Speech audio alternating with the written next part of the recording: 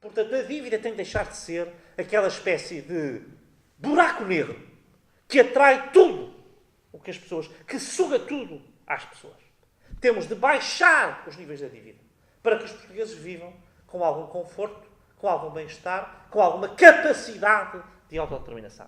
Nós temos de ter um programa, nós temos de ter uma finalidade que nos leva a criar uma classe média forte, pujante, não só uma classe média económica, isto é, com capacidade financeira e económica, mas uma classe média do conhecimento, isto é, com instrução, com capacidade de se ingrar, de vencer nesta economia global ou globalizada em que vivemos e em que o conhecimento, a informação, a inovação são uma fonte importante de poder e de afirmação das pessoas. Haver agora um plano de estabilidade e crescimento. Um plano de estabilidade e crescimento que mantém a construção do novo aeroporto de Lisboa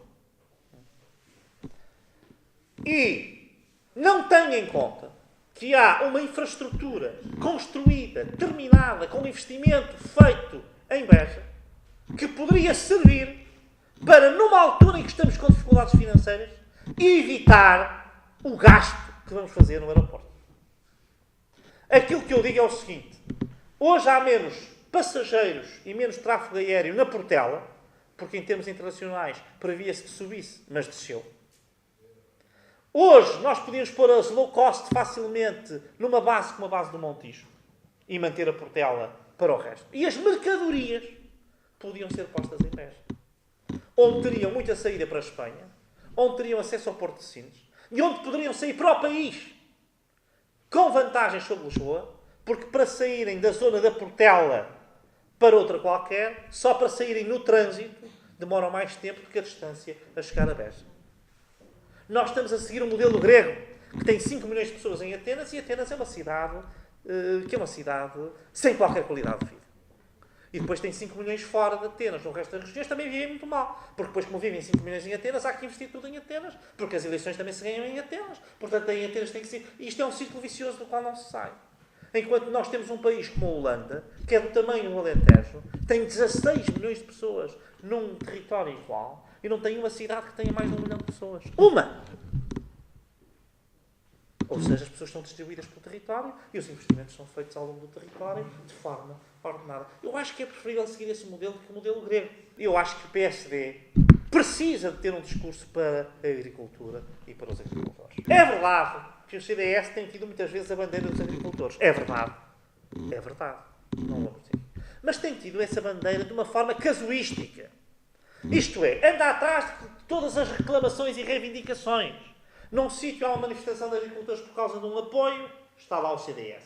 Há por causa de um subsídio, está lá o CDS. Há por causa disto, está lá o CDS. Mas o CDS não tem uma visão para a agricultura portuguesa. Tem uma visão, eu diria, sindical da agricultura portuguesa. Que é, pede subsídio aqui, pede apoio ali, pede seguro aqui, pede apoio à intempérie ali. Claro que esses apoios são justos e nós devemos estar ao lado dessas lutas dos agricultores. E nós não devemos aceitar a herança de Jaime Silva, que entregou dezenas de milhões de euros, se não centenas, à União Europeia, que eram milhões de euros que pertenciam à agricultura portuguesa e aos agricultores portugueses. E, portanto, nessas lutas, o PSD também deve estar ao lado dos agricultores e deve estar ao lado da agricultura portuguesa. Mas aquilo que eu lhes digo é o seguinte: eu não me satisfaço com uma política de reivindicações. Eu acho que o país precisa de repensar o seu mundo rural. E precisa de repensar a sua agricultura. E por isso o que lhes digo é o seguinte: do meu ponto de vista, a visão moderna para a agricultura portuguesa é deixar de encarar como um mero setor económico. Até agora, tem-se olhado para a agricultura como um setor económico. E ver se é rentável esta produção, se não é rentável. E ver se temos que ajudar ou se não temos que ajudar, mesmo não sendo rentável por razões sociais. Enfim, ver se temos de ajudar. Portanto, é uma visão economicista da agricultura. Ora, uma visão moderna da agricultura deve inscrevê-la como um capítulo, não dos setores económicos, embora ela seja um setor económico sem dúvidas e importante, mas como um capítulo da defesa nacional. Hoje em dia, num mundo global, altamente dominado pela incerteza e pela insegurança. Os países que se querem afirmar com uma certa soberania, com uma certa capacidade de serem donos do seu destino, esses países precisam de ter reservas agroalimentares. Isto é uma questão de segurança nacional. E por isso a agricultura tem que ser vista hoje como este setor estratégico que desempenha aquela função de cuidar do território e que pode ter essa virtualidade de nos dar segurança agroalimentar para crises que não tenham dúvidas se vão repetir e vão aparecer na economia global, na economia mundial, e para a qual, naturalmente, os Estados têm que ter capacidade de resposta e têm que ter capacidade de armazenamento. Se nós não subsidiarmos a agricultura, o que é que vai acontecer? Não vamos ter agricultura. E, portanto, o que é que vão fazer os agricultores? Vão emigrar. Vão emigrar para o litoral, provavelmente. E vão emigrar para o litoral para fazer o quê? Para ir para a cintura das cidades. E vão criar pressão sobre as cidades. E o que é que nós nos vamos dar? Vamos dar o rendimento social de inserção ou os subsídios de desemprego. Ora, se estamos a subsidiar para não fazerem nada, então subsidiamos para fazerem alguma coisa. Porque não só produzem bens que nos são úteis, como cuidam do território. E por isso eu digo aqui, é fundamental que o PSD tenha uma resposta para a agricultura portuguesa e para os agricultores portugueses. Porque eu acredito nisto.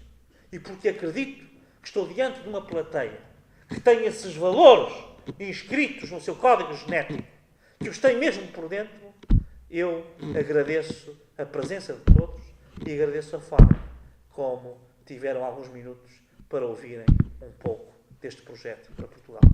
Muito obrigado a todos.